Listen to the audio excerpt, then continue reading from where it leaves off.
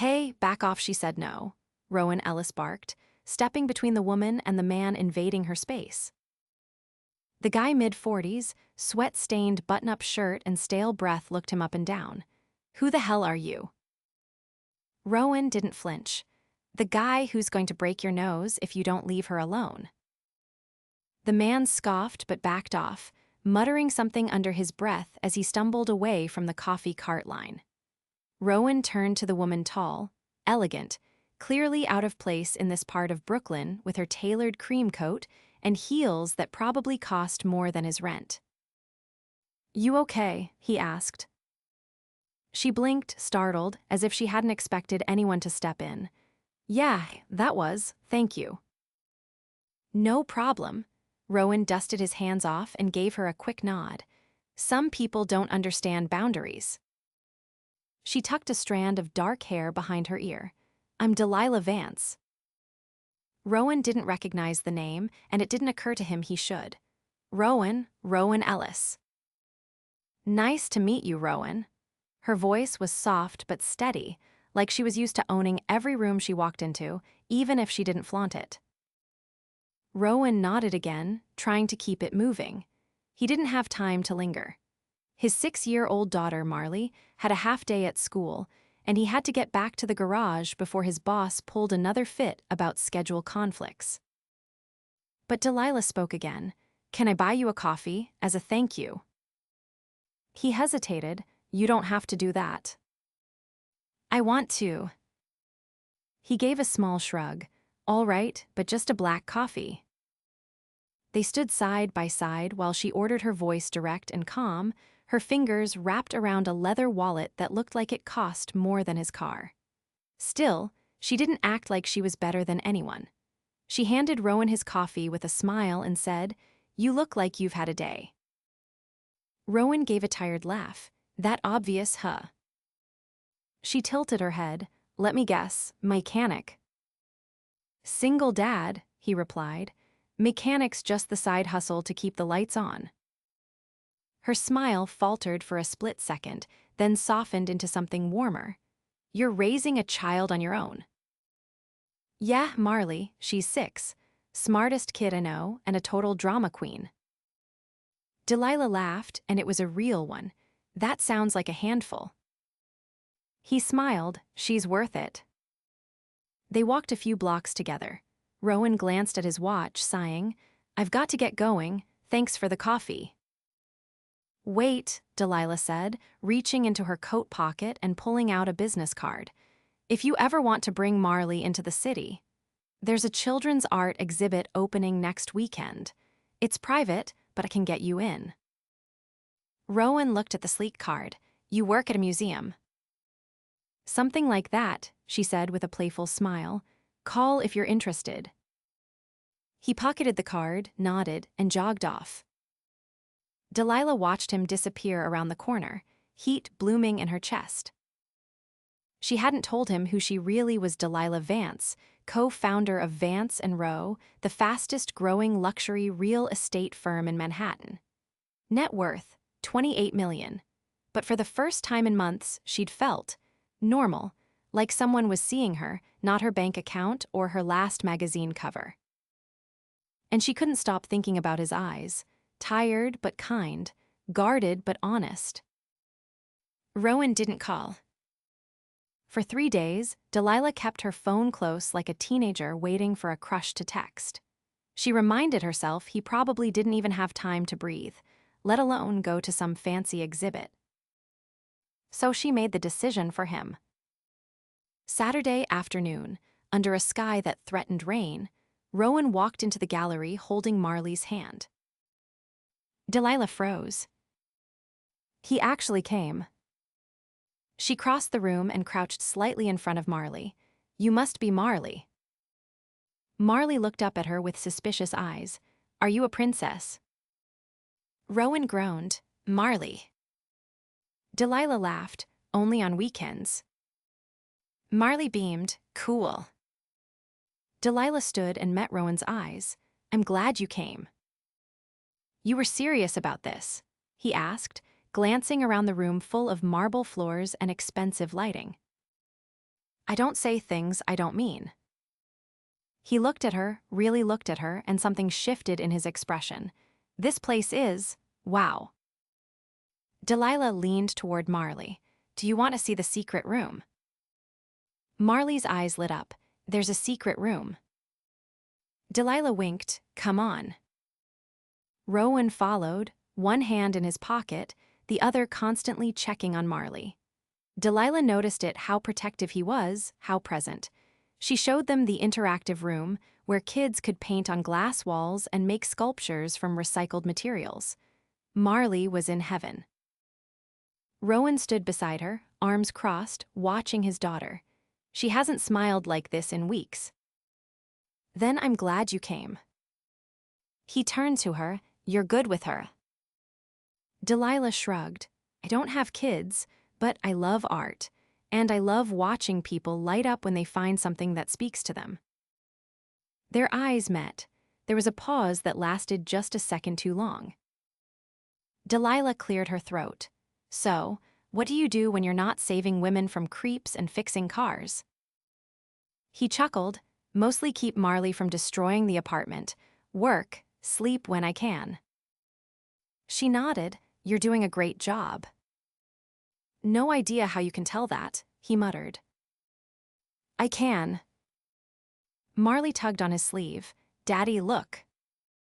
She'd made a clay heart with his name etched into it. Rowan bent down, his face softening. That's beautiful, baby.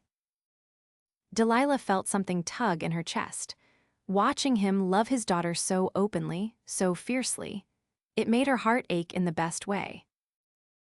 After the exhibit, she walked them out. You could have just ignored that guy, you know, she said casually as they stood outside.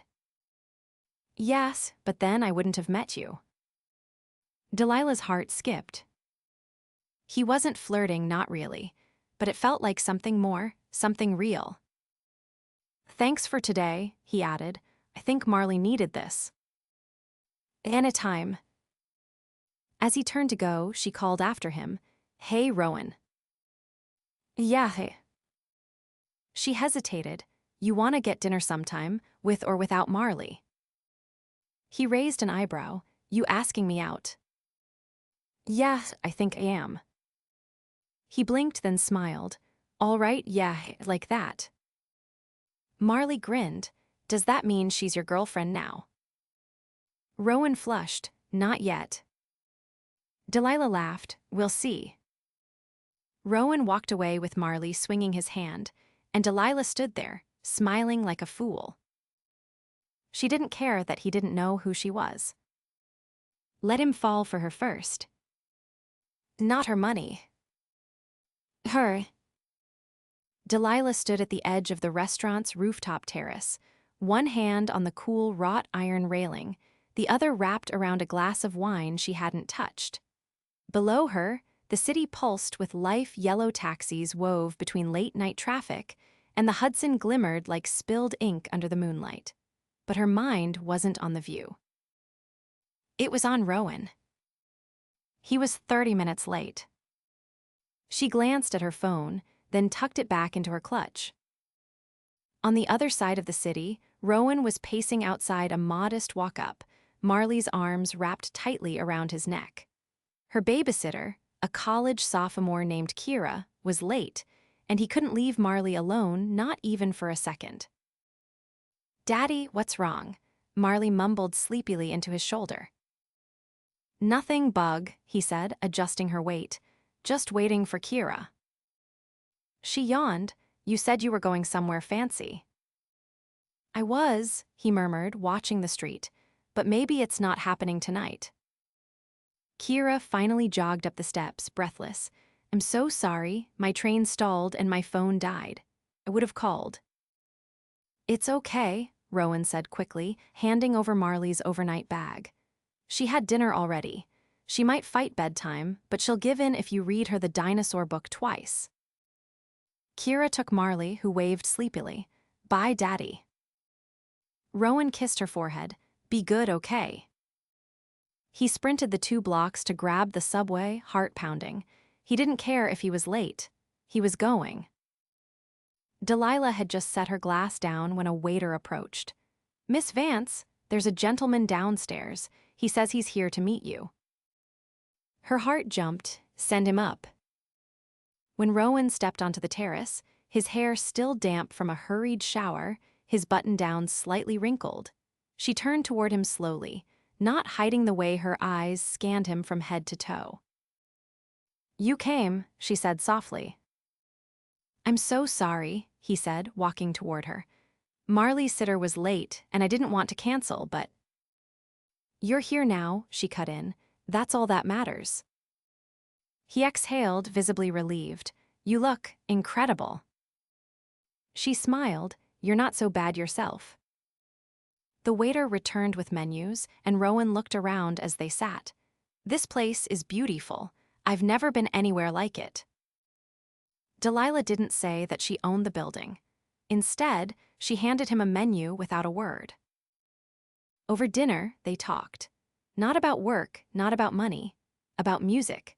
About Rowan's childhood in Queens. About the fact that he used to draw comic books when he was 12 and still had an entire shoebox of them in storage. About Delilah's teenage obsession with Formula One racing and how she once got kicked out of a prep school dorm for sneaking onto the track at Monaco during a summer trip. "You got kicked out of boarding school?" Rowan asked, surprised. "Almost," she said with a laugh. "My parents smoothed it over, but I was grounded for a year. I deserved it." He leaned forward. "You don't seem like the reckless type." "You don't know me yet." He held her gaze. "I'd like to." They didn't rush through the meal. Rowan tried foods he couldn't pronounce, and Delilah watched him with quiet fondness each time he reacted with surprise to something new. She didn't tell him that the wine he liked cost more than his monthly rent. She didn't need to. After dessert, they lingered at the railing, the city lights stretching endlessly beneath them.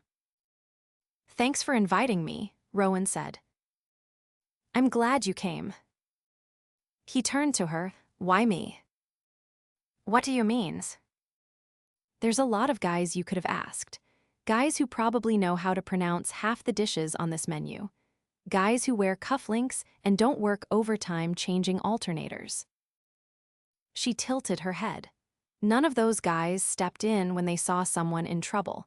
None of them bring their kid to an art exhibit and actually pay attention to her. And none of them look at me like you do. He looked down. "I don't even know what you do, Delilah, or where you're from. You're kind of a mystery." She smiled. "Maybe I like it that way." They didn't kiss, but something passed between them, quiet, electric, unmistakable. He walked her to the elevator, then back down to the street. His car was parked 2 blocks away, and her driver waited discreetly at the curb. Rowan glanced at the sleek black vehicle, then back at her. "Chauffeur." "Sometimes I don't feel like driving." He nodded, but something flickered across his face. She didn't press it. Instead, she stepped closer. "Next time I pick the place, your turn to show me something new." "You sure?" "Completely." He nodded slowly. "All right." She got into the car, and he watched until the taillights disappeared.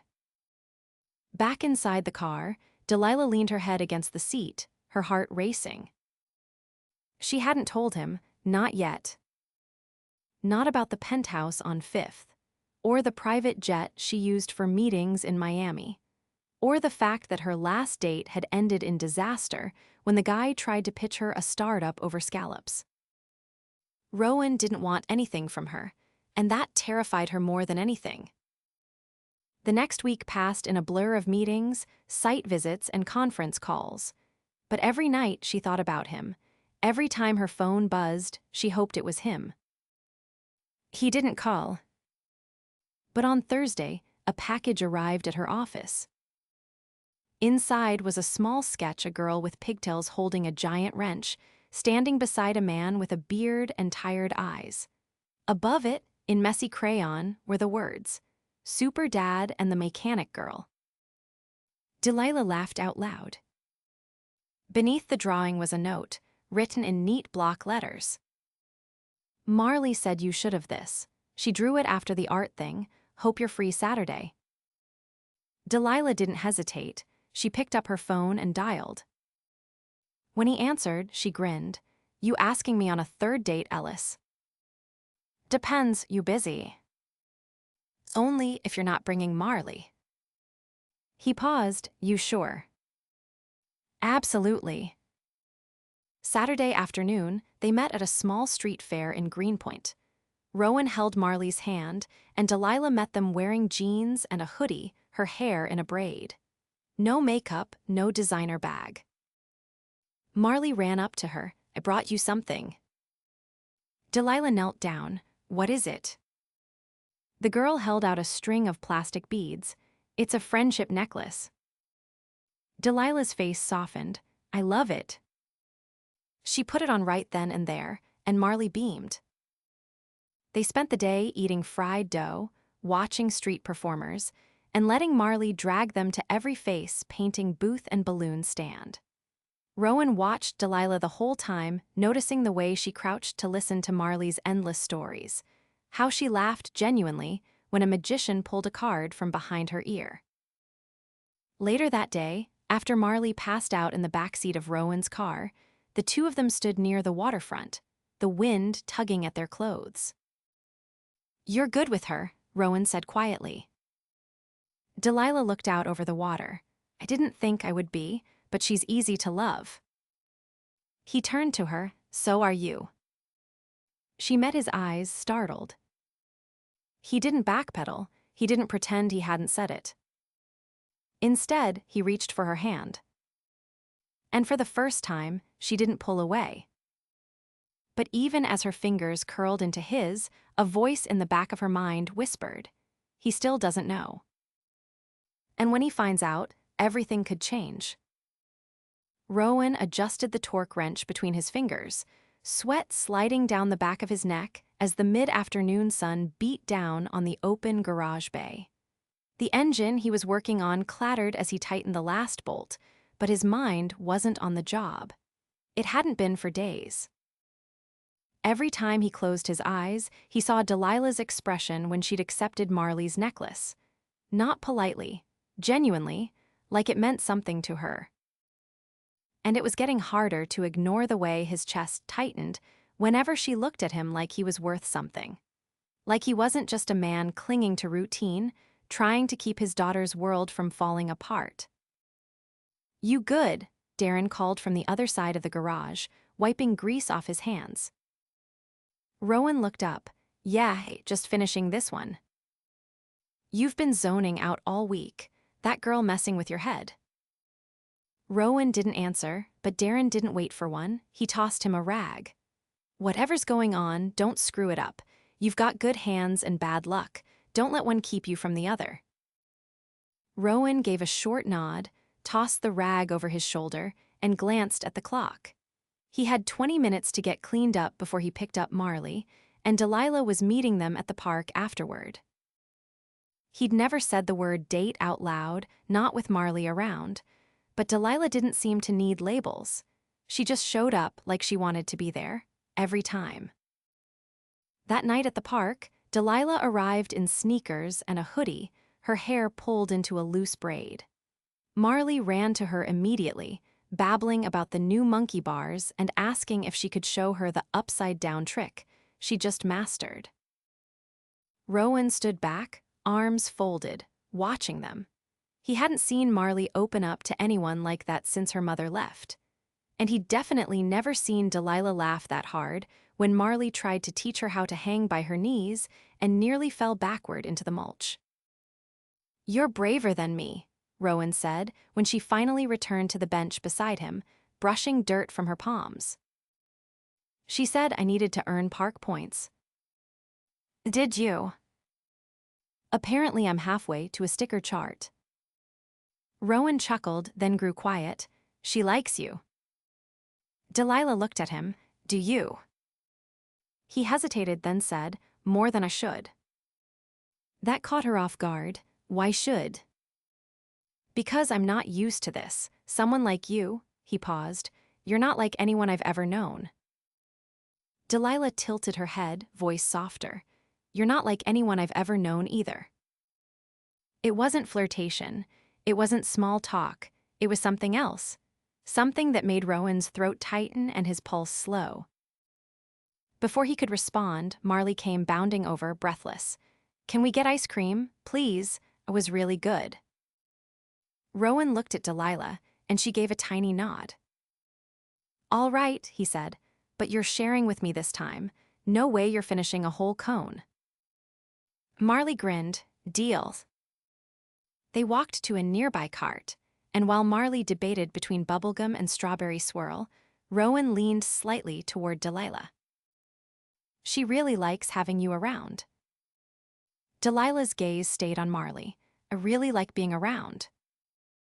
Later, as the sky turned dusky orange and Marley licked the last of her cone off her fingers, they found a quiet bench near the water. Delilah sat between them, Marley resting her head against her arm.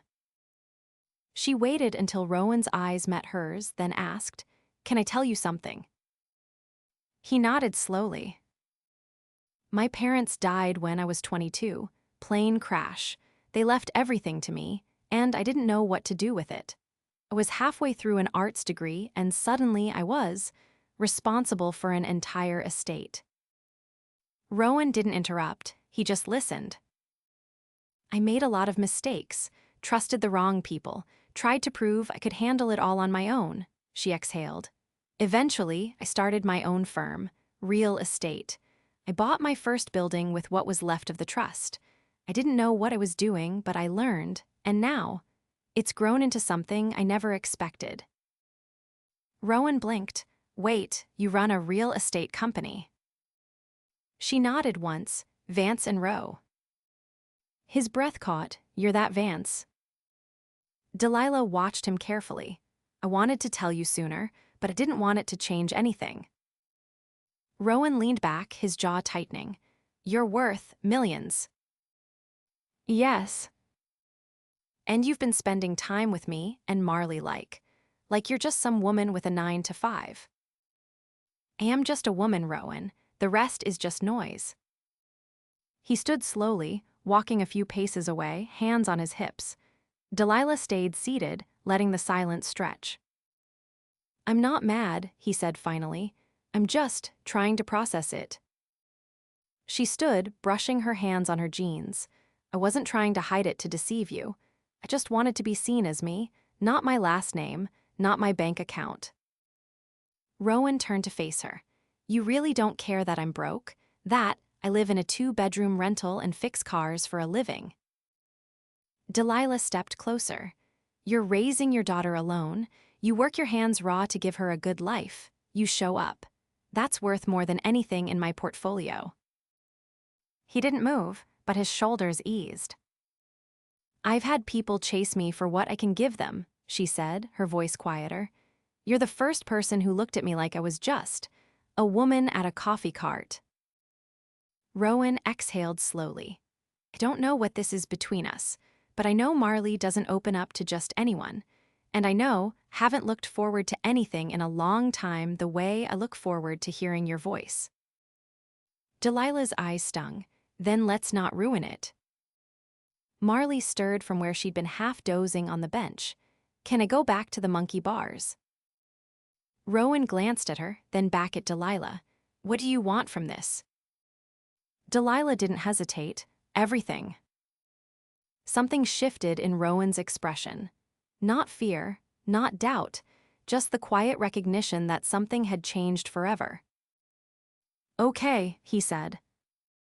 They walked Marley back to the playground, and this time, when Delilah reached for Rowan's hand, he didn't hesitate. That night, after Marley was asleep and the apartment was finally quiet, Rowan sat at the kitchen table, staring at the drawing Marley had made for Delilah. He turned it over in his hands, then picked up his phone. He didn't call her. Instead, he opened the browser and typed in Vance and Rowe. The first result was a photo of Delilah standing in front of a high-rise, wind catching her hair, her hand extended toward a ribbon-cutting ceremony. She looked powerful, impossibly polished. A world away from the woman who'd sat on the floor of an art exhibit helping Marley glue bottle caps to a canvas. His chest ached with something he couldn't name. The next morning, he woke to a knock at his door. Delilah stood there, holding a paper bag. "I brought breakfast." He stepped aside to let her in. "You didn't have to." "I wanted to."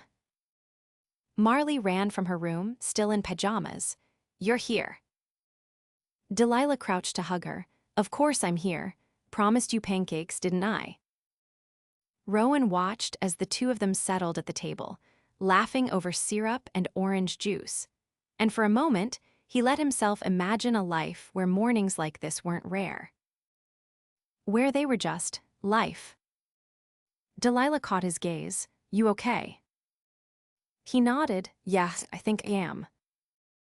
But deep down, he knew the hard part hadn't even started.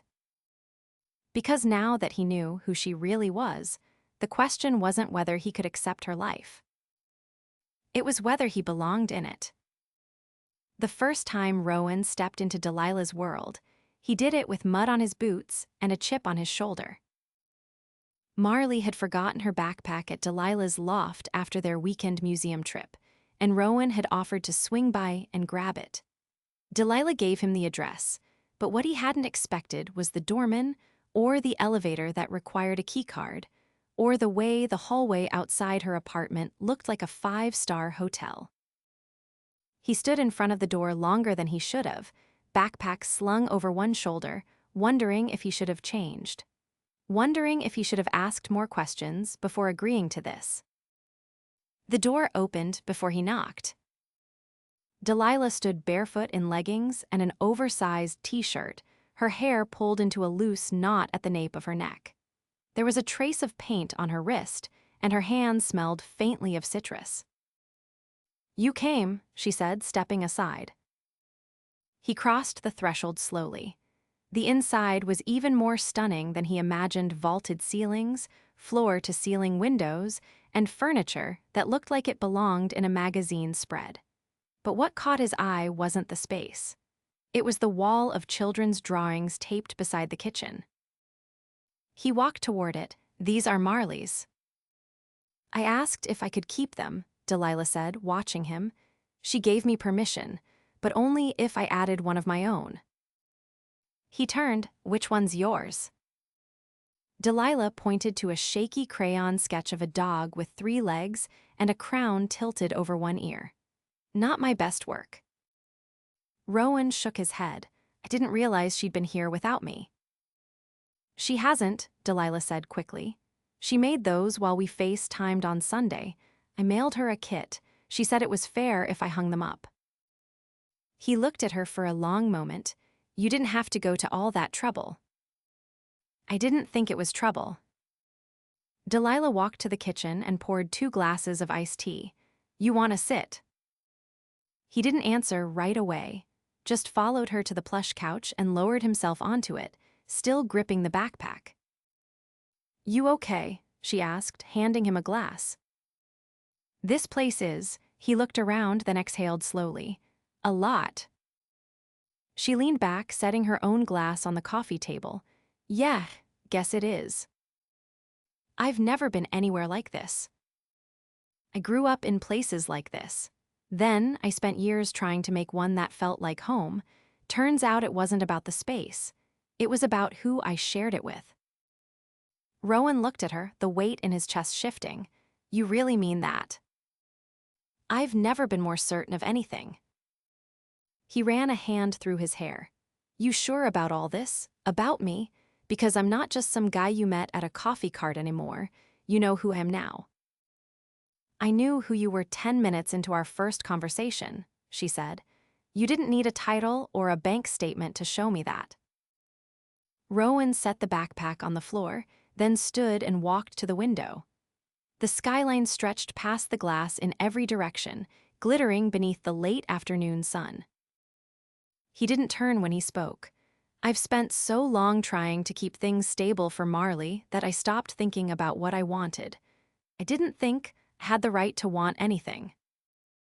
Delilah joined him at the window, standing close but not touching. And now. He turned to her. Now I want you. She searched his face. All of me. I'm not afraid of your world, Delilah. I'm afraid of messing it up. You won't. He took her hand slowly. Promise me something. Anything. If this gets serious, if we make this official, I want Marley to feel part of it. Not like she's tagging along. Not like she's being tolerated. Delilah's eyes didn't waver. She's not an afterthought, Rowan. She's the best part of the whole thing. That night, Delilah invited them both over for dinner. She cooked burn the rice, under-seasoned the chicken, and they laughed through the entire meal. Marley insisted on setting the table and made name cards using glitter glue and sticky notes. Rowan said Superdad. Delilah said Queen of Pizza Night. Afterward, they curled up on the couch to watch a movie. Marley fell asleep halfway through, head on Delilah's lap, her fingers tangled in the hem of her t-shirt. Rowan started to rise to carry her to the guest room, but Delilah stopped him with a whisper. Let her stay. When the credits rolled and the room was quiet, Rowan leaned in and kissed Delilah. Not rushed, not hesitant, just right. I've been wanting to do that for a while, he murmured. Me too, she whispered back. The weeks that followed passed in a rhythm Rowan had never known before. It wasn't perfect. Marley had a meltdown over math homework. Delilah missed a lunch date because of a board meeting, but it was real. And it was theirs. They took Marley apple picking upstate. They spent rainy mornings building pillow forts and rainy nights teaching Marley how to make pancakes that didn't come from a box. Rowan showed Delilah the garage, introduced her to Darren, and watched with quiet pride as she rolled up her sleeves and helped rotate a tire without flinching. Delilah brought Rowan to a charity gala, the first formal event he'd ever attended. She didn't buy him a tux, she took him to a tailor and let him choose. When they walked in, hand, heads turned, but Rowan never let go. You nervous? She asked as they entered the grand ballroom. Not with you here. He didn't even blink when people whispered her name. He danced with her under gilded chandeliers and whispered jokes in her ear until she laughed loud enough to draw stares. Afterward, they stood on the balcony overlooking the city. Delilah leaned into him. You fit here. I don't care about fitting, he said. Care about standing next to you. One morning, shortly after Marley's 7th birthday, Rowan woke up to find Delilah sitting cross-legged on the floor of his apartment, surrounded by boxes of books and paint swatches. What are you doing? He asked, rubbing his eyes. Helping you figure out how to turn that second bedroom into a real study space for Marley. He crouched beside her. You don't have to. I want to. He kissed her forehead. You're something else, you know that. She looked up. I'm in love with you. He froze. She didn't take it back, didn't soften the blow. You don't have to say it back, she added, but I needed you to know. He touched her cheek. I've been in love with you since the day you let Marley glue bottle caps to your shoes. They didn't rush into a proposal. There was no dramatic down on one knee moment in front of a crowd. Instead, it happened one quiet Sunday morning. Delilah made coffee. Rowan cooked eggs. Marley sat at the table, building a Lego castle. Rowan turned to Delilah, holding a ring box he'd been keeping in his back pocket for weeks. You want to make this permanent? Delilah looked at Marley, who was already grinning like she'd known it was coming. Then she looked at Rowan. Only if you let me help with the math homework. He slid the ring on her finger. Marley jumped up and hugged them both. They got married in a small garden ceremony the following spring. Delilah wore a linen dress. Rowan wore a navy suit. Marley stood between them and read a poem she wrote herself. No photographers, no press, just them and the life they'd built. Rowan never stopped fixing cars. Delilah never stopped building empires. But now they did it together.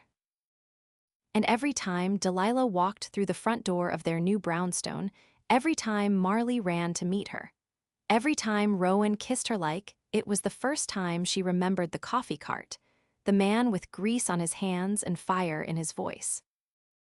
The man who saw her before anyone else did.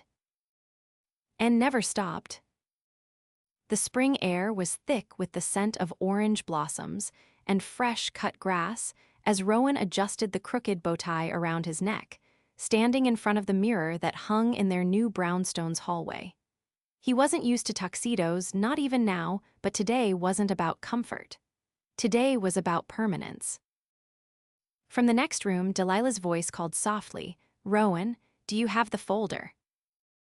He grabbed the leather-bound portfolio from the entry table and stepped into the living room, where Delilah stood with her back to him, pinning a single white gardenia into Marley's braid. The little girl beamed up at her, cheeks flushed with excitement, her white dress puffed out around her like a cloud. "I've got it," Rowan said, lifting the folder. Delilah turned, and the breath in his chest caught. Her dress was pale blue, simple, elegant, sleeveless with a satin ribbon tied at the waist. Her hair was swept to one side, a delicate gold comb tucked above her ear. She hadn't gone full glamour, not today. She didn't need to. She looked radiant without trying. She held his gaze for a beat too long, then said, "Ready." Marley jumped in place, her arms flapping.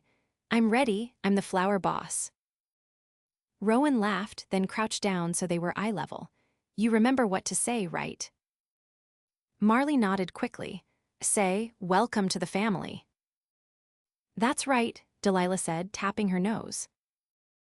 They stepped outside into a waiting car, not a limo, but a classic cherry red Cadillac Delilah had tracked down for the occasion, the same model Rowan's dad used to drive when he was a boy.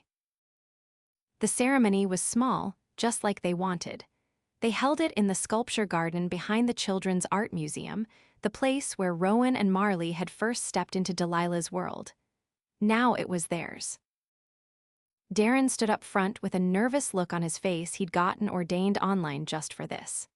Behind him, a string quartet played a soft melody, and a row of folding chairs was filled with close friends, a few of Delilah's colleagues, Marley's favorite librarian, and Kira, the college student who still babysat on weekends. Delilah walked down the grassy aisle alone, eyes locked on Rowan. There was no one to give her away. She didn't need anyone to. She'd chosen this life herself. When she reached him, Rowan took her hands and whispered, "You sure?" Delilah leaned in just enough for him to hear. "I've never been more sure of anything." Darren cleared his throat. "All right, let's do this before Marley eats all the cake." Laughter bubbled through the guests. Marley stood beside them, clutching her little bouquet of daisies and watching them with wide eyes, like she was witnessing something magical. They exchanged vows they had written themselves. Delilah's voice shook once, when she promised not just to love Rowan, but to protect Marley's heart like it was her own. Rowan's hands trembled when he promised to build a home where all of them could feel safe, where their days would be filled with messy breakfasts and quiet nights, and all the love he never thought he'd get to give again. When Darren told Rowan he could kiss the bride, Marley shouted, "Wait, I didn't say it yet." Everyone turned to look at her. Marley took a deep breath and declared, "Welcome to the family." Then she gave a dramatic bow, and the entire garden erupted in applause. When Rowan kissed Delilah, it wasn't showy or hurried. It was steady, certain, like they'd both finally arrived somewhere they'd been searching for their whole lives. After the ceremony, they stayed in the garden for dinner under strings of lights. Instead of a first dance, Rowan lifted Marley onto his feet and spun her around, Delilah joining them a moment later.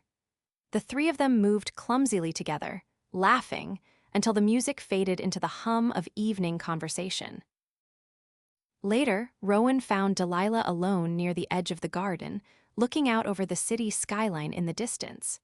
He came up behind her, wrapped his arms around her waist. "You okay?" he asked.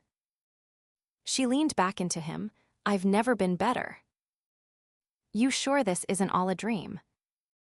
She turned in his arms. "If it is, I'm not waking up."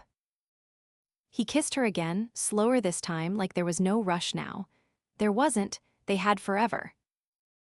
They didn't fly to a private island for a honeymoon. Instead, they took Marley on a road trip up the coast, stopping in small towns, hiking trails, and eating at diners with sticky menus and the best homemade pie. At night, they stayed in coastal cabins or cozy inns, and Delilah read bedtime stories while Rowan made hot chocolate. It wasn't extravagant, it was perfect. When they got home, the brownstone felt different, not just a house, a home. Delilah's office was now on the top floor, filled with art Marley had made and a desk Rowan had built by hand. Rowan still worked at the garage during the week, but he had finally accepted Darren's offer to become a partner. They expanded, added another bay, and he trained 2 apprentices from the local high school. He didn't talk about it much, but Delilah saw the way his shoulders squared when he walked into the garage now. Marley thrived. She built a little garden in the backyard, insisted on planting strawberries and basil, and left handwritten notes on Delilah's desk whenever she wanted to schedule official business meetings to talk about her allowance. One evening, as they sat on the sun-warmed back steps, Marley curled up between them, her eyes heavy with sleep. Rowan looked over at Delilah. "You ever think about what would have happened if I hadn't stepped in that day at the coffee cart?" Delilah smiled. "I would have found another way. You think I'd let you get away." He chuckled. "You're stubborn." She kissed his temple. "You love that about me." He tilted his head. "I love everything about you." Marley stirred, then mumbled, "I love you guys too." Delilah pulled her closer. "We love you, baby." Rowan watched the two of them, heart full in a way he'd never experienced before. It wasn't loud anymore. The ache, the worry, the fear of not being enough, it was gone, replaced by something deeper, something solid. That night, Delilah found him in the kitchen, washing dishes, humming under his breath. "I have something for you," she said, walking in barefoot, holding a small envelope. He dried his hands and took it, opening it slowly. Inside was a sketch. Crayon, pencil, and marker all mixed, a family of 3 under a house with a crooked chimney. Above it, in neat handwriting, were the words, "Our forever home." Delilah met his eyes. "Marley drew it last week, said she wanted to frame it." Rowan swallowed hard. "She's got your heart, you know that." Delilah reached for his hand. "She's got ours." They hung the drawing above the fireplace that same night. And every time Rowan looked at it, he remembered exactly how far they'd come.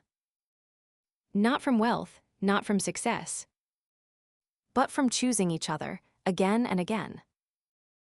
In imperfect moments, in quiet ones, in the chaos of raising a child and the stillness between kisses.